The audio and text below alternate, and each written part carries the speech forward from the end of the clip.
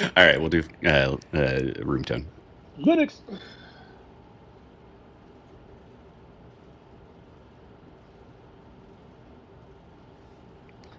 What's up, everybody? Welcome back to Why We Roll, the tabletop role-playing game chat show slash live stream from the Stillfleet studio. As ever, I am one of your hosts, Chris Pickett, and I am joined by my good friend, co-host, and comrade in arms. I don't know, something. What's up? Hey, Wythe Marschall's here. Hey, what up? It's me. Yeah. Technically, we're not doing the arms part yet No, for no, the no, no, spy no. agencies listening, but yes, comrades, otherwise, for sure. Very excited to I be mean, back, like Chris, locked with arm friends. in arm. You know what I That's mean? right. Those Like, arms, human yeah, arms. Yeah. human Yeah. arms, like a hug across the world. Totally normal human arms, which we Totally have. normal human That's what arms. Um, communism means in Latin is hug across the world. That's literally, yeah. yeah. That's awesome. Well, anyway, tonight we are very excited. We are joined by our good friend Ethan Gouldini, here to talk about, well, here again, really, to talk some more about the Sometimes Kingdom, some new developments, some new projects, some new products, even. So, yeah, what's up, Ethan? How you doing tonight? Hi. Doing all right. The heat dome here has broken somewhat. It's raining, and so Good. my spine is finally back to human state again. So we're doing great. Nice, nice. Yeah, I was looking before we jumped on. I was looking at the weather here down in sweet, lovely central North Texas, where it is currently 102 degrees with a heat index of 115 Oh, degrees. So pish tush. we're doing great. Yeah.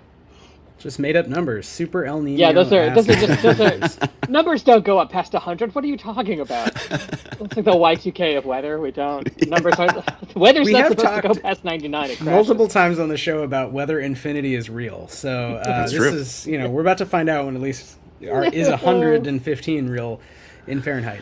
What's Well, Stupid up, Ethan? speaking thermodynamics. you know, Anyway, speaking of weather, speaking of seasons, seasonality, what nice what a segue. segue. Tight. What a Yeah. segue. Ethan, maybe just really briefly for folks who have not listened to your previous episode with us here on Why We Roll, could you tell us about your project, The Sometimes Kingdom? Sure. The Sometimes Kingdom RPG is a fantasy setting using the grit system that also introduces a new mechanic called the Tables of Magic. The setting is we've sort of started calling it a high fantasy, low status setting, where everybody essentially is a magician due to a disaster that happened a long time ago. All the members of the Rye and Weatherly realm of Season's Keep, the secret sister world to Earth, are able to use magic, and over the centuries, it has been slowly organized into the seasonal tables of magic. The realm itself, Seasons Keep, is divided into four major islands, each one sort of containing a season in it. Once upon a time, all the seasons rotated about a great intangible axle, but due to said disaster, they all stopped. Conveniently, one per island. So now there is the island of Springside, Summerside, and together they make the Greens. And then there's wispy, windy Copia, the Autumn Island, and then cold and craggy Interheart. And each one gets their own table of magic with an increasing series of steps where you can do increasingly high magic. However, all the adventurers outside of impending apocalypse are taken care of by the Questing Network, which is an overworked nonprofit which pairs would-be adventurers with necessary quests for the common good. So while you're on those quests, you have to essentially craft and forge spells on the fly using powerful word magic.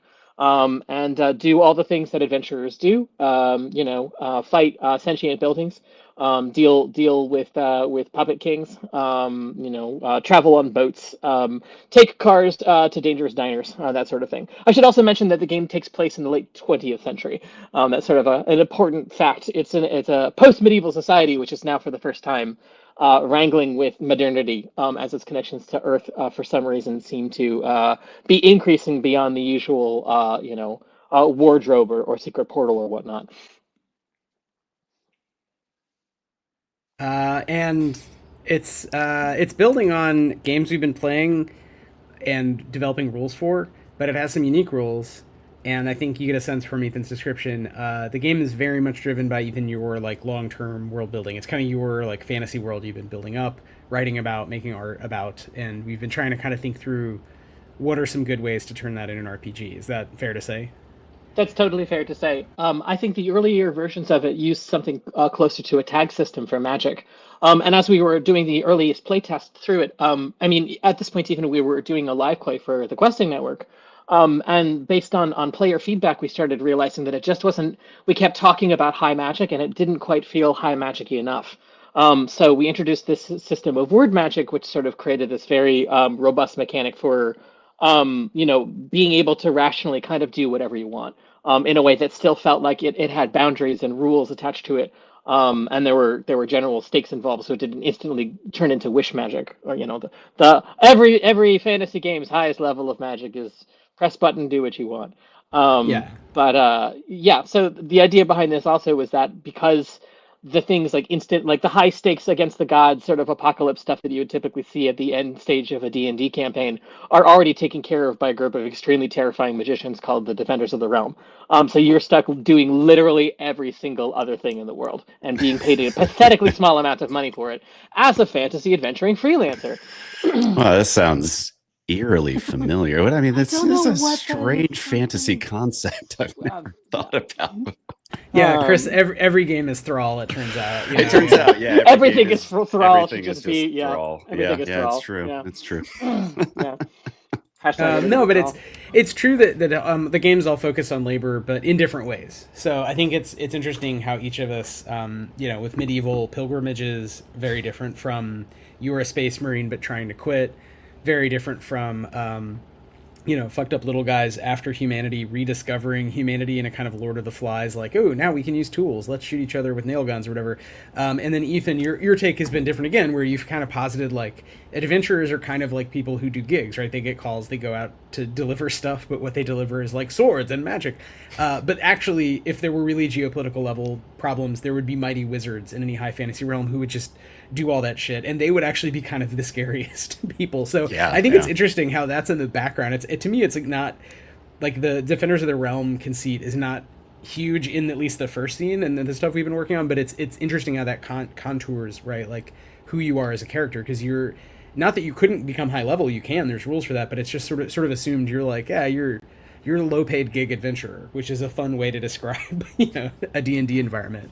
Yeah, sure. And it's I think part of it is that it's sort of left up to individual players whether they style themselves as heroes or as people who are doing the job that they're good at, or they're doing it for vocational training. There's even rules for that. Why are you doing what? Yeah, the Questing Network itself is doing it to stop the realm from falling apart at the seams, because magic and technology aren't playing well with each other. As connections with Earth increase, there's sort of an interest, and it's set originally it was sort of set in a vague late 20th century sort of time period. As sort of players started really digging into it, it started becoming increasingly like, oh, I think we need to actually start the timeline. Like, and sort of, I think as a series of zines or as like sort of the arc of the project, it's starting to realize it really starts literally in the late 70s. It starts around 1978, which is sort of a weird time period to start a post-medieval fantasy game in. But it's sort of like it's tracking it all the way back in terms of like, speaking of labor and economics, it's really the start of like when the sort of political project on Earth here that started up like neoliberalism, like really got off like as a world project to control people started. And so what would a bunch of city states in a weatherly realm that doesn't even have nations think about the economics, which suddenly lets them control everybody? They'd probably really like it a lot. There probably are going to be a lot of societal tensions based on that. So starting it at that time period, especially when that's when electronics really start taking off at a level that don't take up an entire room. That's probably if people are smuggling stuff like automobiles and enchanting them, and you've got living cars, and you've got records and all this other sort of simple, in quotes today we would consider simple but like durable technology. Suddenly you're having things like hard drives being smuggled over, and magic is going berserk for it. I was going to say, I mean, like consumer grade electronics. I was telling Wythe and Ethan before we came on that my entire day was eaten up by struggling with consumer grade electronics and technology. But like, I don't know, just even imagining like an Atari in a fantasy, like an original nightmare Atari fantasy scenario setting is amazing. I do want to pull us back a little bit. We keep on mentioning zines. Yes. Can you tell us, why do we keep mentioning zines? What's going on with that? So the original sort of first product that we released was an early access edition called Skier, the sometimes Kingdom Early Access Edition. In sort of in sort of going through all the rules again with a fine tooth comb and continuing to play on the Discord and with other people and with campaigns in person. Um, the sort of like the lore and the rules themselves started to feel a little bit sprawling, and starting to think about like what would be a real sort of rational way to start introducing them, in a way that like I kind of wanted a rule book that felt playable as you're like a learn by play, but like the whole thing is a learn by play. So we increasingly started talking about as we moved over to A5. I think also while we were working on Danse Macabre, which is I think the first official A5 product. I find A5 Yes, size to be incredibly charming. I just I love it. do too. I do It's, too. I it's love so them. They're just wonderful. little Yeah. guys. I love It's them. this little guy. Look at this little guy. He's so charming. It's so accessible. And I think the zineness of it kind of like busted it up a little bit in the sense of like, okay, well, let's sort of think about this. It's organized. They've organized their world into spring, summer, autumn, and winter. So we're going to need a first one that sort of introduces the core rules. And so that eventually became the this newest print product of the Sometimes Kingdom Monsoon, which doesn't have a season itself. It sort of created a new location on the map called the Island of No Seasons, where you're on a quest to recover a secretive magic item. The current campaign arc in the game is that several of the islands are fighting a pitched sort of. It's starting as a political battle and it's clearly turning into a real war with a new person on the scene named the King of Things, and he is sort of essentially enthralling and conscripting talking objects to himself. And he may or may not be a real person. It's left, but he's a very, very powerful magician in a classic sense. And you are sent off to this island of no seasons, which is sort of like a political no man's land to try and recover this object. And that is the first quest at the back of the zine. So it's your first chance to play all the rules that you just learned. As the zine series is going to go on, there's going to be one for each of the seasons and then beyond. Um, and in the back of it will be another section of this continuing quest. So it's sort of trying to like have a cake and eat it too situation where you're going to be introduced to new species and new rules and new maps and new places to go and things to do, and then there'll be this continuing quest about this one thing, which is going to sort of bind all the zines, at least in the first round of the series, together. Yeah, that's awesome. I love that there is a narrative through line throughout each of one of them, so that you can have this kind of like slow drip, both like telling the story that you want to tell, and also like having it not just be confined to one document. That's always kind of the hard thing, I think, with like starter or introductory quests or ventures or pilgrimages or whatever you want to call it, where it's like it always feels like such a short amount of space, and you want to expand a little bit more. And I think this is a very eloquent way of doing that. Yes, but like the zine format is a real space challenge, and honestly, it's been really positive overall. Because Yeah. for once we can finally truncate a little bit and start being, I would already use the word efficient, but sort of start marrying lore and mechanics together in a way that hopefully I think people will find very kind of crunchy and satisfying. Yeah. Yeah, for sure. Yeah, I think we haven't done as much as we could up to now with trying to make the lore always mechanicalized and have the mechanics always have points of reference, and it's different in different games, right? So like in Danse Macabre, we're trying not to be too much into the history, and I think again, I would say in parallel, we did that with Danse Macabre, Chris, where there are a lot of mechanics that the way they're named, there's references to kind of medieval life.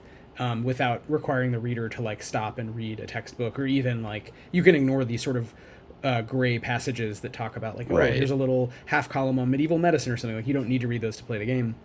And I think with Sometimes Kingdom, it was interesting because, Ethan, you have so much like drawn, and you also had a lot written already, which was interesting. And with Skier, yeah, with the first version of the rulebook, we developed even more kind of pages of information, but it wasn't all clear how you would use that as a GM, I think. So with the Zine series, so this is the first one, Monsoon, it really was trying to take the best parts of what you had and make it all actionable. So every single spread is like, where you are, why this spread exists. They're all unique, and I think credit here as well, in addition to the art and the writing, which is your lead, Ethan. Credit to Tony Grasso, who laid it out, to just kind of clarifying like, okay, like when we're looking at a table, okay, that all fits on one page. And yeah, with A5, it is smaller than letter for sure. And I do think it sort of forced us to talk a lot about like all right, well, what goes in Zine 1 versus Zine 2 or 3 or whatever. There's no theoretical ceiling, but for now we're just focused on like one or two at a time, Yeah. And I think that already is useful. And then at the level of, as you're saying, like every spread, okay, what is the utility for the GM or the player for the spread? They're really basic questions that probably we should bring to literally everything. I think we think of it a little differently when the book's going to be 100, 200 pages long. Right. Know that and like letter size, some pages are just like, oh, well, that's like a little microfiction, that's full art, whatever. And I think with a zine, any zine of any size, could be A6, it could be, maybe it is like a magazine, it's like shorter but bigger format, but still, like, you just have less room and you have to kind of do different math around, like, I want cool art, I also want rules, I also do want to have this weird, like, in-game poetry at the beginning, whatever it is. So I think it came out well, and I'm really looking forward, honestly, and we can talk a little about this, to what you want to do next. I know you're working, we've already started working, but I know you've put a bunch more time into the second one, and I think it'll be interesting to see how this process changes almost on purpose every time, so that it's not like one formula. Like, this is really meant to be summarized rules for the game, and then all of the other zines will be much more focused on like pretty specific scenarios. But as you're saying, there are through lines. There's a through line to all of them that connects all of them, and they all build. So they always add some core rules and just new sort of core things, so that none of them are like, only for GMs or just an adventure. They're all sort of like a weird, kind of like Kalamandala, actually, Chris. It made me think of that conversation as well. Like, things I was just thinking about Kalamandala, which, if you're listening to this and you haven't heard our episode with Monkow, I implore you to go back and listen. It's brilliant. Monkow's great. I think, Ethan, you and Monkow kind of share some ideas around how fantasy should be presented and kind of thought through, and these kind of like more rhizomic releases instead of hierarchical releases. But it also reminds me, of course, Wythe, you and I have talked a lot about like Vaults of Varn and how we really like the way that was released, and this very kind of like smart, again, it's succinct. It has to be succinct because you just have so little space, especially in an A5 zine, like you were saying, Ethan. And yeah, it makes that slow drip really satisfying, and it's like fun to collect. It's like there's a bunch of different layers to it that I really I'm really excited about for this line, honestly. In terms of, also, I think one of the advantages is so having quests that are separate but connected. I mean, for me, just in terms of like, and it's partly an accessibility issue, but it's also just, honestly, I think, like, good information presenting, where if the next zine is going to be bringing up spring, it's going to be the spring zine. So everything that you sort of like pour through and like you're looking through it, maybe you're looking through rules, or you just want to learn about the setting itself, find out about a little bit, being the new species, the Fae, what that's all about, and then immediately you can put it to use by having the encounters are already included in the book, and you can play the quest, which is right there for that, and it will be a spring quest. So sort of like pairing both the things that you're using and sort of like taking an open-ended view of like why people are looking at it. But if they do immediately want to jump into an adventure or quest, like there's one is set in that world immediately, like following all the stuff you just learned, and that'll just be like happening over and over again. And to White's point, I think it is sort of like, at least to a certain extent, like I think it's sort of the interesting opportunity to try and find like a sensible design language that carries across the whole series, while also offering enough play that it can kind of reinvent itself each time. Like the spring one will hopefully feel a little bit different visually. Than the intro book has to be clear as crystal because it's all the presenting rules. And then the second one, like the spring one, might have a slightly different feel or tone to it. The winter one will definitely be off the rails in comparison to the rest one, because it's certainly the most out there island in terms of like the differences in culture. So stuff like that, I think, will hopefully be fun to do, and I think people will dig it and get it once they see it.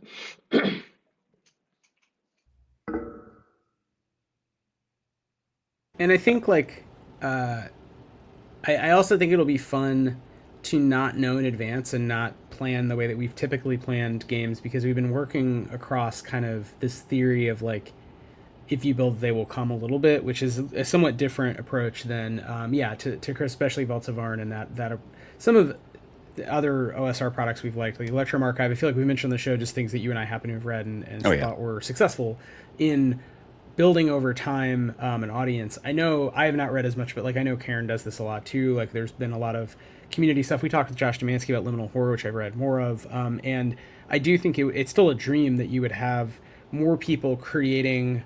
As I'm seeing it come together, speaking for myself, and I'm curious what both of y'all think, but more fantasy material, high fantasy material, because that's such the big genre.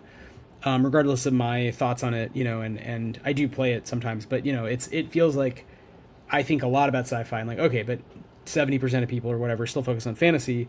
Well, let's create lots of material for that. And I think, Ethan, your world is one rich, vivid one to explore, and that's one way to do it.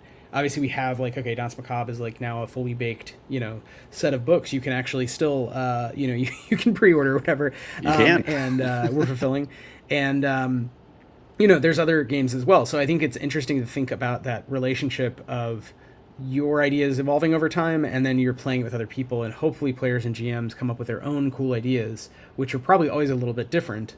And ultimately, the goal is to have them in conversation, in part because that's cool and fun, and also because from a pure like game design perspective, I think it will push things forward.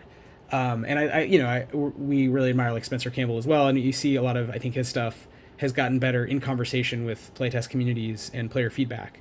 And I think he's been able to refine and look at like what, not his peak form, but based on what he's published and reading his blog or whatever. It's like it seems like there's certain elements of his fantasy world that he pulls through in different games and is able to kind of test those with people. So I think, Ethan, it'll be cool to see to some degree like what islands and what unique rules, or maybe the art can be very different. I mean, again, we haven't done it yet, so I think we're currently just showing off like the sort of best of that has, I think, probably a more clean approach because it's a rule book and it is a product of more people coming in and saying, let's condense, let's publish the rules in a really nice little guy. But I think doing some weirder zines that are truly like Ethan go nuts on this island, I think that'll be kind of collectible or fun or something I want to see for a different reason, because it won't necessarily be as sort of cleaned up, if that makes sense. Yeah, it's sort of trying to like make the balance of like accessible typography and clear readability, but also sort of really kind of also like upholding the spirit of zininess, if we're calling it that. It kind of needs like to be a little bit freer in some ways. So I think that is going to be a cool opportunity. I think it's sort of also as a world, it's sort of funny because in my mind it's like, oh well, this is something it's an idea I've been working on for a long time, but sharing with other people and then they get to play it. Like I think that like there's going to deliberately be a lot of blank spots on the map, so to speak, because it is a fantasy setting and people have so much energy around that sort of thing. I think the real sort of challenge to kind of like hammer home in world building, aside from just like base level veto marketing differentiation, is sort of like the reason that it's set where it's set and the way that it's set up the way that it is to sort of like deal with some of the like discrepancies that happen with like thought around a lot of fantasy these days. Winds up just sort of like it is sort of modern life with a fantasy twist. And so I think that that's partly just because it's funny, and there's nothing necessarily wrong with that. But there is that sort of very literal-minded part of me that is always just like, well, they wouldn't have that. Like, that's not how money works. Like, economically, their system must be totally different. That's so part why of the I reason wrote Danse Macabre. Yes, thank you. Yes, God. And it's just like, so if they have modern ways of speech in any way, shape, or form, and they have currency in some semblance of like, they're not totally disconnected from Earth unless it's just a totally alternate reality where it's just a coincidence. Yeah. I thought it wound up. Yeah, it wound up being much more interesting to have both of those ideas in tension, where there are some factions that are actively fighting modernity and trying to define what it is, and some that are wholly embracing it because they don't even know what kind of magic they'll create out of techniques. Yeah, I'm sorry, go ahead, Chris. Oh, no, you're good. You're good. I just had a random thought, which I think a lot, saying, Ethan, like how high fantasy is treated as kind of like, it's what do I want to say? It's a facade over like modern ideas, and especially I think over contemporary like late stage capitalism specifically, right? Like when we're talking about economies, when we're talking about how people relate to each other, all this kind of stuff, it's just kind of usually shoved in that. You see that with Freerin, you see that with Game of Thrones, you see that with a lot of the like cozy fantasy stuff that's very popular right now. And yeah, I don't know, there's a part of me that has also just like kind of rejected that and been like, no, it should be fantasy, it should be weirder. We got to get way weirder with this. And like I think Michael like Moorcock weird, like yes, Michael Moorcock weird, and also just like trying to do kind of the 1-2 punch of like making fantasy weirder. And I think in that way, sort of like even like in the bizarre like other world that is like the 20th century at this point, going back to that and sort of like trying to like re-weirdify life on Earth because there's a lot of stuff we take for granted unless you start digging, and digging is hard and it's annoying. And the internet is shit now, which doesn't make it any easier. It's like Yeah. trying to sort of like understand like how fundamentally weird life is on Earth by like having fantasy characters encounter it. And oftentimes it can be played for laughs, but then also there was one session that we did a couple of months ago where the players wound up in Manhattan. It was a whole complicated plot with the Voynich manuscript, and a museum was eating people. Um, but the players started like talking about traffic lights and the grid, like the grid of the streets. Like it is not like that was sort of regulated. They weren't talking about the buildings or the technology. They were like they had their characters become obsessed with the grid of the streets because like the grid is like what an invention from the 1700s, like 1800s. It's relatively new. I Yeah, I think mean the Jeffersonian grid and like Yeah. agricultural kind of land management definitely started, 1700s for sure. Yeah, like late 1700s, and Um, then it really is New York. It's the 1830s when the grid becomes the thing. It goes back to Rome and Vitruvius, but it was really a neoclassical revival, which New York viewed, and it was crazy at the time. I used to teach the history of New York City, and it was like this thing where the corporation, is literally called the Corporation of New York City, was like, Amazing. we're going to have a grid over this island that is hills and swamps and little like streams, and now some of which are canalized, and there's already little villages that all of which are in the way. Like if there's already a village, why would you do that? If there's a hill, why would you do that? And they're like, no, we're gonna flatten it and gridify it. Yep. And what is annoying about middle capital and the meteoric rise of America as a concept was, the New Rome, was that they did block by block flatten, drain, and gridify a pretty big, long, skinny island, and it was just like, but why? So there's so many other ways to Why do did things. you do But that example, like Rem Koolhaas has a great, but he basically, you go into like the idea of complete, like they basically were talking about Tron avant Lillet when you read these documents from around 1830, where they were like, what if the world was just a fucking grid, and over here I could build up this, and over here I could build up that. I could do whatever I wanted. We could buy and It's sell not the just a parcels. game anymore. It's not just a game. It's just like Monopoly. We do have a question. Yes, I in was the about chat. to say we have a great question in the chat from our good friend Taylor. One thing I love about Sometimes Kingdom is how whimsical it is to read. How did you find the balance between the whimsy of the setting and the more systemy frameworks of TTRPGs? Love it. I think that like the particular kind of whimsy that I've drawn to is a very matter of fact one. I think that I don't know how else to describe it other than like it is a plain whimsy. Um, how to sort of describe it? It's um, I think there's certain aspects of whimsy that like I adore from British illustration in the 19th century. I think we're all very familiar with that. I think up until very, very recently, whimsy always had a dark edge to it. There was always an unsettling part of it. The forest wasn't perfectly nice. The gnomes could be eaten by the troll. Yeah, It it's is the really Grimm's only with Tale the thing. yeah, and I think, and to be fair, in the defense of that, there are, I think, certain early age groups where they don't necessarily need to see a horse die in a bog. Like, I don't think, I think that, Dude, you, that's a hot take. it's a hot take idea, but I think that age starts very young, and I think beyond that, it's like you have to start learning about the Dark Woods in some shape or form. Um, so I think as being an 80s kid as I was growing up with that, there was just there were no rules to what you could show a child up until that point. And I think so the whimsy that I come to is sort of like trying to kind of maybe find a way to kind of synthesize that a little better. It's where because I think ultimately it comes down to like certain different kinds of comedy. I think I even talk about it a little bit in the book.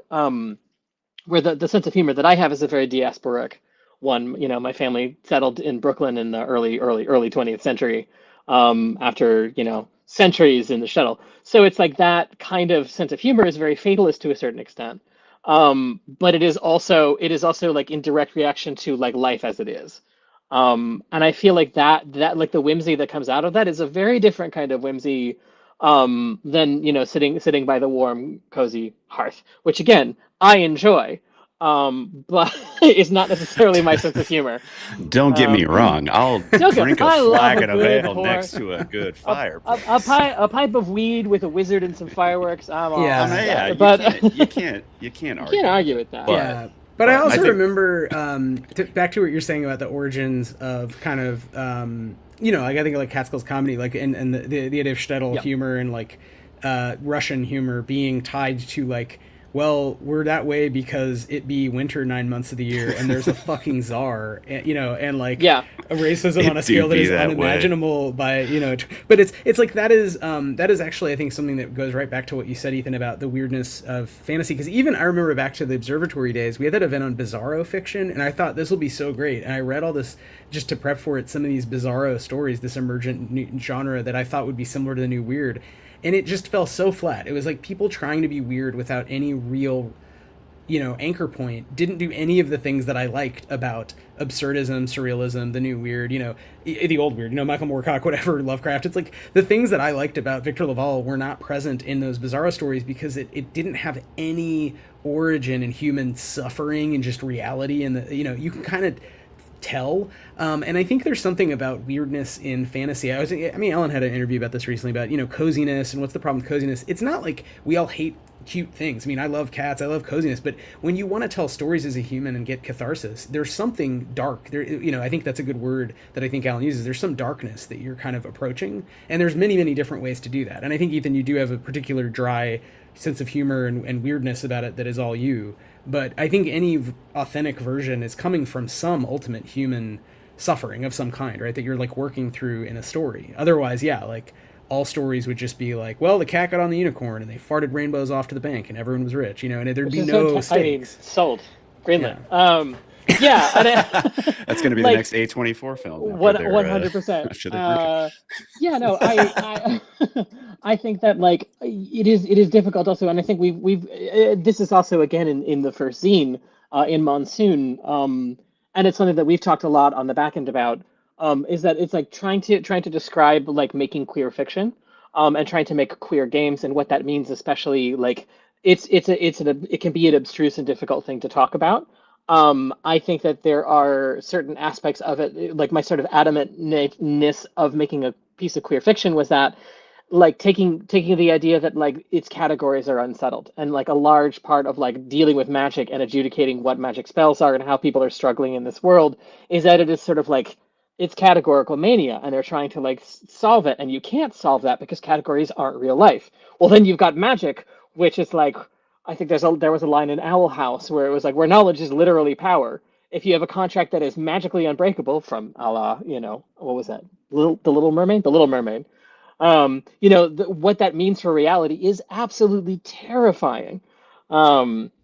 So if it's this is my other thing about fantasy, man. Like, there's too much wizards, too many wizards. There's too many wizards. Well, guess what? Too many wizards. It's all wizards. This is double. If you want to be a wizard in sometimes Kingdom, you've got to be a double wizard. But you're like low power kind of like, you're a gig worker wizard, which is very different from like the kind of like more traditional, like I would argue, like not really Tolkien-esque, but like the stuff that followed Tolkien-esque, like I think arguably straight out of D&D, where it's like everybody's throwing giant fireballs and everybody can rend reality and become a god and all this kind of stuff. It's like, dude, the world would fall apart. Also, what you just described is the plot of every single episode of He-Man and the Masters of the Universe, which is Skeletor, a godlike skeleton wizard from another dimension, shows up, abducts a bunch of good people of Grayskull or whatever, and a shirtless guy with a cool cat and a sword goes out and like does some nonsense, and then 19 minutes, there's 19 minutes of that, and then the denouement as the credits start rolling is like they're all just back at the castle and like, well, that was a strange Tuesday, and then there's the stakes are just like the stakes are just that Skeleton Man feels bad. And I think it's very funny to invert that. And Ethan, I will say, because skeletons come up so much in your work, it's like Dia de los Muertos level obsessive skeletons, but which I actually, Chris, you are, as we've covered this before on the show, but we have sort of skeleton pro and anti-skeleton fantasy going on. I am anti-skeleton fantasy. fantasy. I just Row, want to know. I skeleton! just want to know the mechanics of how the bones stay together. That's But all. just Just to answer finish- me this. Just to finish the thought, I feel like, Ethan, you treat these people with such loving, like, they Mm-hmm. are skeleton accountants and they have skeleton bosses they hate, and they're or like, you know, there's like all this level of thought into the fantasy that makes it weird again in a different way from that, like, nom nom nom nom nom, like, I don't know, no one can die, there's magic. So it's sort of Yeah. like you start with such high level of vitalism and magic that I was like, where could we go from here? But then I get it more dwelling in your head and playing the game and seeing how players react, because I think there's many, to your point, it's like, well, where you go from there is more like real life, in the sense that I don't wake up every day immediately fighting something to the death. Like, yes, I'm worried about the world and die, but I wake up and worry about other things. And I think even if you're I'm a not skeleton Duke guy, Nukem. I don't. Right, like, right, exactly. It's like quadruple shotgun. Duke Nukem references. So good. Oh man, that would be funny. Running Duke Nukem in Sometimes Kingdom. Like, Sold. We've I'll made a yes match and number I'll 4. yes and anything. No. I think also, like, in terms of the structure of the world, and like because like it is a late 20th century setting, and so I think that at this point, like, not only like, and we've talked a lot about like maybe like the how to incorporate this idea more into the actual world setting, is that there is sort of a parallel between fantasy on Earth, or like life on Earth, and this place. It's not just like another planet that you were visiting. There is a sort of eerie sort of mirroring or parallel that's happening, even though there's travel, small amount of travel, but there is travel between the two worlds. In sort of like how do you? I had a good thought and then I started trailing off. It's okay. What ADHD? What were we just talking about? well, I Duke Nukem definitely, expert, right? definitely Thank you. not Yeah, this Duke Nukem. yeah. No. Actually, Duke Nukem, no. In sort of so in addition to sort of trying to work in more the sort of eerie unsettling sort of like, you know, mirroring between Earth and this the fantasy world, that so they're a little bit self-conscious about like being exposed to ideas of fantasy, like, you know, we're not fiction, we're real. That said, have you seen this like stupid book by Michael Moorcock? That's pretty cool. Why don't we start making swords that are obsidian glass and talk to us and murmur in our sleep? That'd be dope. Let's do that.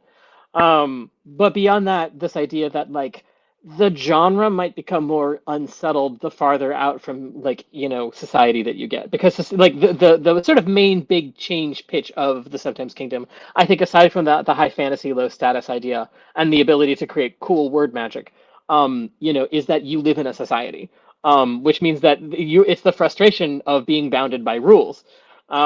This, you know, it's the same sort of thing where it's like, well, when the cops aren't around, everything is legal, so we can do things if we want to. But you know, when you're in a city, like you have to find, if you need to like break the law, you have to find a way around it. And if you're part of the questing network, then you have to have some vague sort of system of ethics. Otherwise, you wouldn't have joined it in the first place. But getting farther and farther out from populated areas, like the genre might start shifting a little bit. It might be getting just a tiny bit more dark fantasy, you know, which, you know, if you've got wild magic, you've got wild ecologies, You got which it. might be, which you just got it, and those wild ecologies might be completely inhospitable to human life, and unkillable, utterly unkillable. So you sort of trying to have a little bit of the cake and also the eating of the cake at the same time. That there might be this sort of like, you know, this sort of a bit more stylized breakdown as you get into the dark woods, and then there's no sunlight, and then you're facing monstrosities. And why did you go there? Nobody told you to go there. I feel like that's I'm trying to remember all the names of the islands. I know Copia, Winterheart, Interheart. Interheart. Yeah, I mean, Interheart, Copia, Springside, and Summerside. Interheart has that really built into it, and that's even in just the first, in Monsoon, in the zine, where you lay it out where like Interheart is kind of the most dangerous, kind of the swingiest, kind of the weirdest spot. Yeah, they're the jazziest place. Yeah, they're jazzy. You know, yeah, no, the undead feels the most comfortable there. It's like it's occult cities all the way down in this forever winter world. And again, from like it was set up that way specifically because it's like, well, if you've got the undead, where are they going to rot the least fast? It's going to be winter.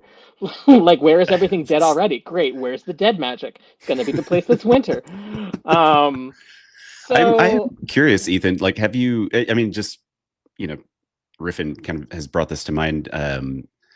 for those like more wild spaces, have you thought about like what does the frontier of the Sometimes Kingdom look like? Like are there other islands that we're going to explore or see eventually, or what's Yeah, the so thinking? there, like it's sort of like the whether the Seasons Keep is even on a planet or not is left deliberately vague because it's not important to you. That space TBD, like the larger cosmos is unnecessary at the moment, therefore shan't be explored.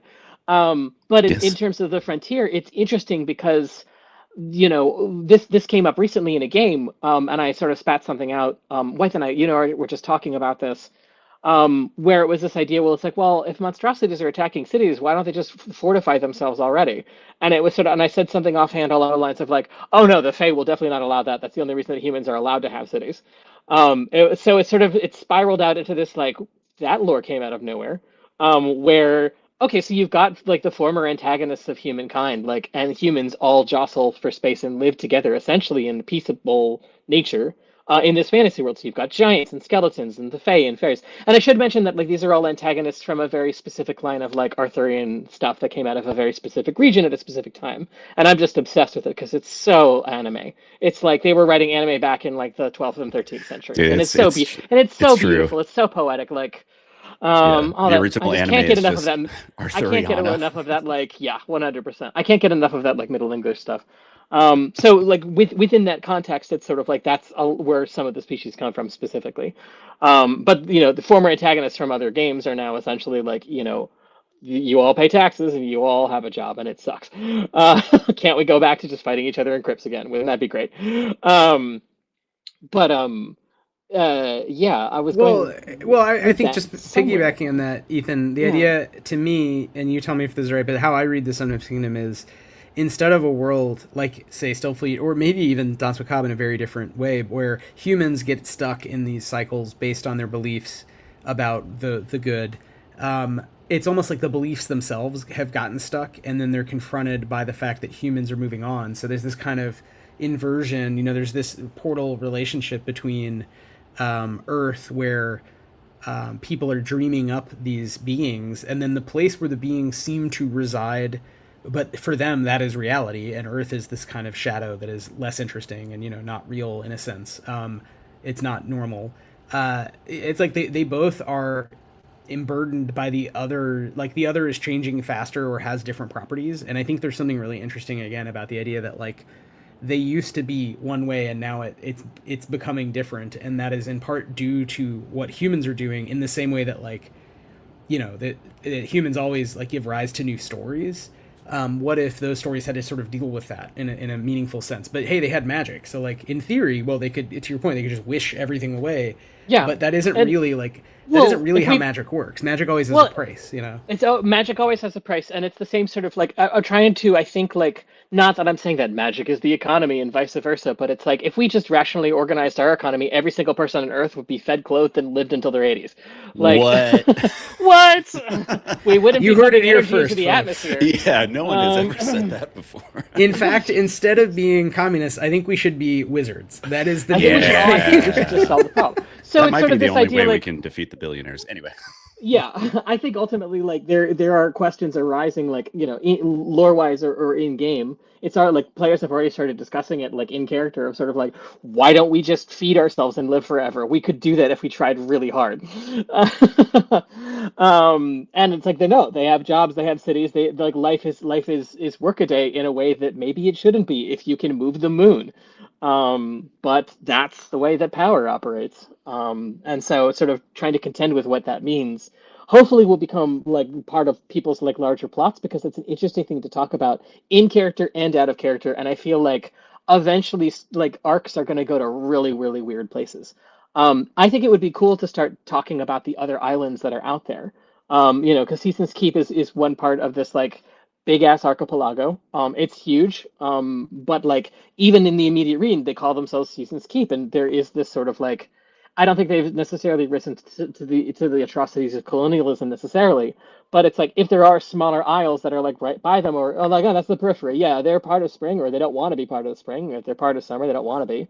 Like the stuff that's happening underground. There's two continents that are slightly overlapping. What about the space in between it? The frontier is that which is, I think, ultimately inhospitable to human folk, who seem to be, the squishy people who die really easily. Humans are described in the book as hale and hearty and full of spite and viscera, which seem to just sort of like cover it as if you were writing about humans and you only had like 10 words and you're another species that lived for hundreds of years. That's probably how you describe them. But they're interesting. They've invented something called an economy. They make really cool shit. If they try and like be as bad as they are on Earth, we're going to stop them very brutally. So at this point, like all of the major armistices between the species have happened a long time ago. And that's partly like in terms of like the safety of a game. I would say that like I don't necessarily want it to be cozy, but I don't want it to be about atrocities. And Earth's history is made of atrocities. It's it is fully composed of atrocities up until and including this very day. I mean, that's something that we definitely considered, and me personally kind of struggled with Danse Macabre is like, well, I mean, you can't like look away or not acknowledge the actual history, the actual events, the pogroms, the crusades, like all of the things that have happened. But you have to finesse it in a way so that you do have that bit of buffer, and then like open the door to allow people to kind of explore that on their own. Right. Yeah. And I think that there's plenty of room, I think, for if players do want to broach it. Earth is right there. I think that people who wind up you can travel to it. Through a portal. It's right there. You've got the armoire. You walk through it, like you do some non-Euclidean math, and you're there. Like you go to the cursed subway platform in winter, and you're suddenly in Hong Kong. There's plenty. Like I think that like it's important to make sure that it's like not an impossibility to discuss it or to have it be part of gameplay.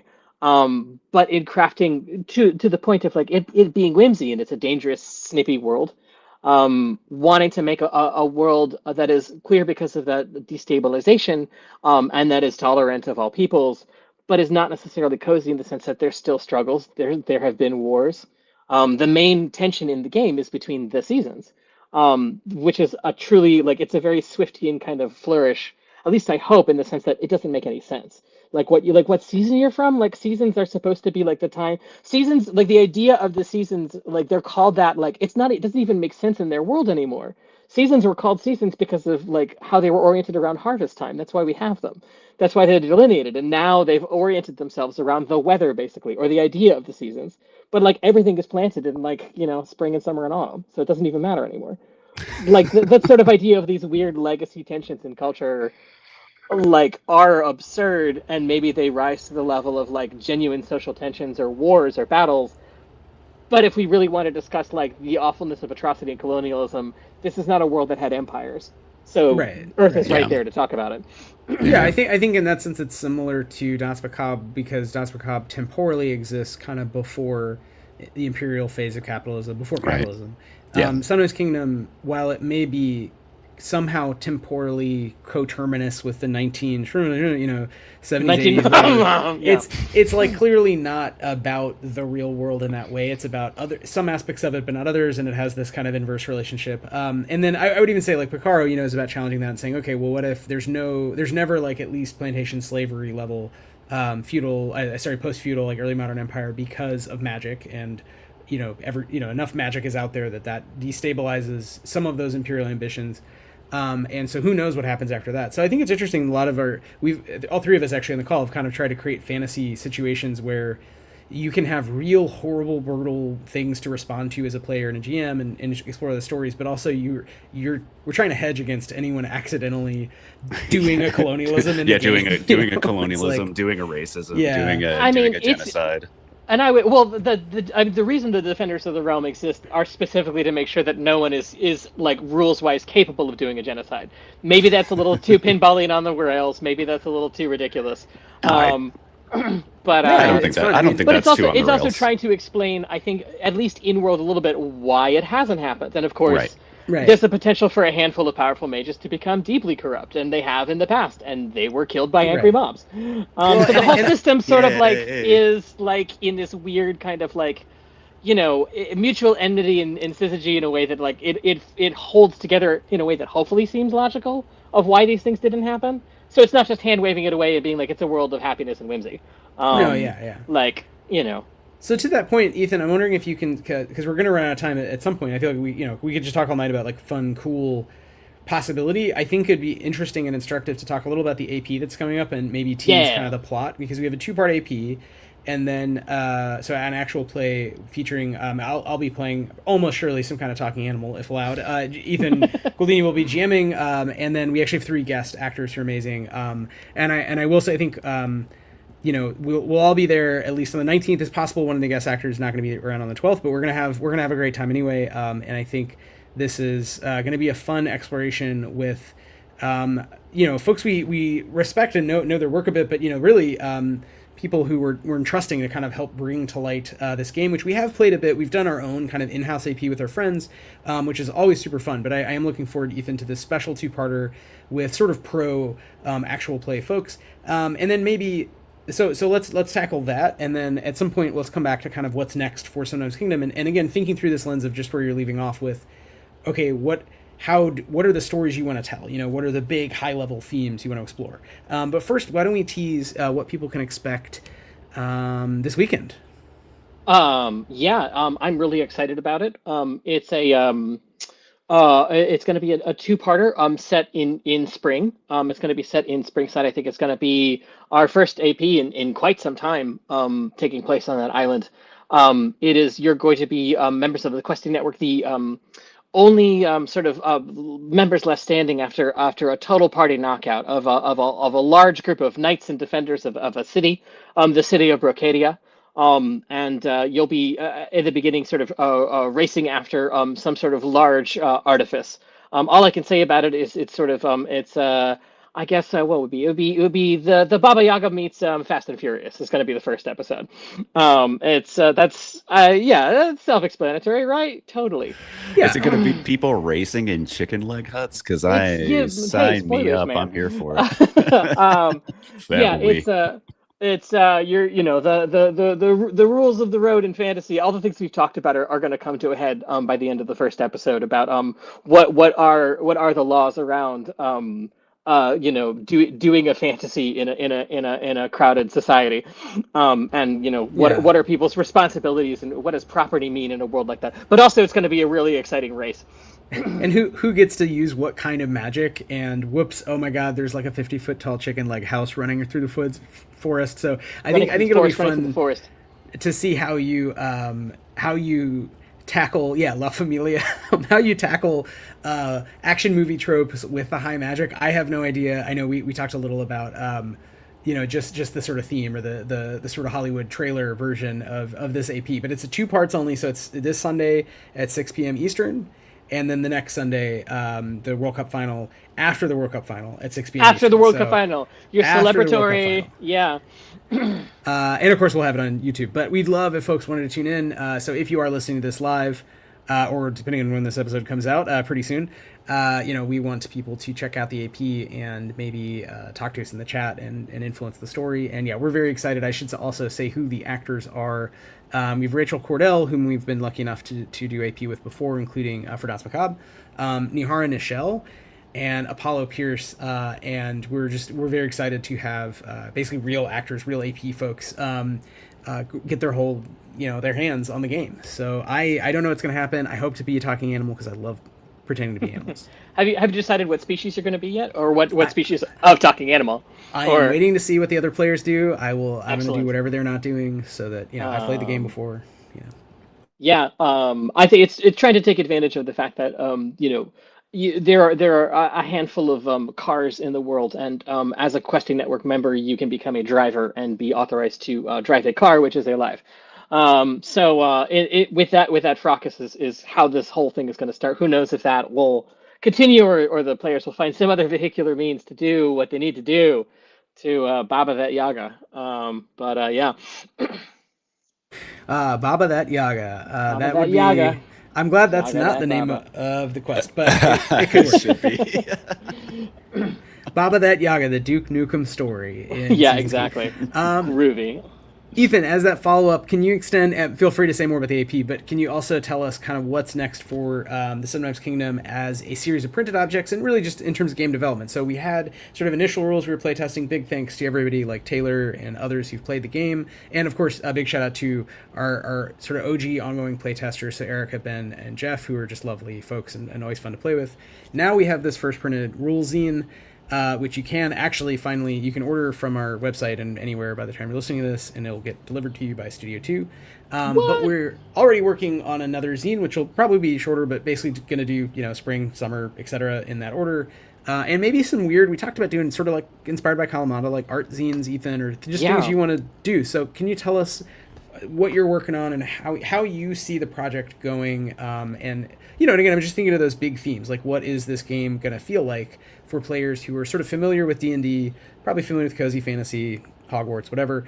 What is the season's key? So I feel like the next one I'm excited about working on is the island of Springside. So it'll be the spring zine. It may not come out in spring, but it will be about spring. The spring is the most, in quotes, fairy tale land of them all, because it has the most sort of vitalism magic in it, inherent to it. So things have a habit of coming alive, sometimes in horrifying fashion, sometimes in delightful fashion, sometimes in politically really fraught fashion, and then they go join a bunch of royalists who are Regency furniture, who knows. It's going to definitely focus, I think, on the major cities of the island, and then of course the sort of like the very strange ecology of a wet, weatherly world that is forever spring, and kind of dig a little bit into like, what does that mean? What does that mean for fashion? Like, if you go to a place, like how do you speak? Like, what is the language a little bit like? A sort of like little tiny like bits and bobs of like mechanicalized things for the game that try to get into, I think, some of the stuff that games don't necessarily get into. Not necessarily anthropological, but a little bit more travel guide, just sort of imagining that you haven't been to that place before. Right. So I'm excited about that. In terms of other stuff that's sort of even beyond that, I've been going through like a lot of my drawings. I guess it's ecology again. I have so many botanical drawings, and it's sort of, you can really see like where I've doggedly learned like the parts of mushrooms, or like this is how like tendrils on a plant work. You can sort of see the point where I hit boredom and it just becomes something maniacal that has no reference in the real world whatsoever. So I'd love to sort of start gathering all of that stuff together, and maybe it's sort of like a very brief zine of an ecologist who's somewhere, and then they're just out of their depth, or they are, trying to create their ecological report while running away from the forest itself. Yeah, they end up crossing over into some other fantasy setting. Chris, there is a question in the chat we have. There is a question in the chat from our good friend Vex. A question about setting: is spring the horniest kingdom? Very good question. I would now, lore-wise, it really depends on what your definition of horniness is. I feel like, in terms of courtship rituals, it probably is in some ways the most traditional. You're expected to give a token of love, because of the tradition of knighthood that's present in it. There are definitely like these sort of, I feel like they are definitely addicted to yearning as an erotic concept in ways that the other islands find exhausting. And I would say that like sexually, they're probably the most frank and normal, like in terms of just do what you want, we don't care. Like we're basically like communists and anarchists. We don't give a shit. We're a bunch of fishermen villages. You get a place like Winter, which is, I think, definitely to a certain extent in terms of fashion and the way they operate, way lustier and hornier, but their dating is much more rigid and formal. And you've got to like run it by all the aunties. You've got to like sort of get the family and clan approval before you do stuff. It's all bones on Winter too. I mean, like they're going to be more rigid, I would think. Gonna be there. You did it. They're gonna freeze you out so easily. They get so frigid so quickly if you do things wrong. Never ends. Never ends. That's good. Learn about by the next you out. By the next spring zine, learn about sex and romance in the fantasy world.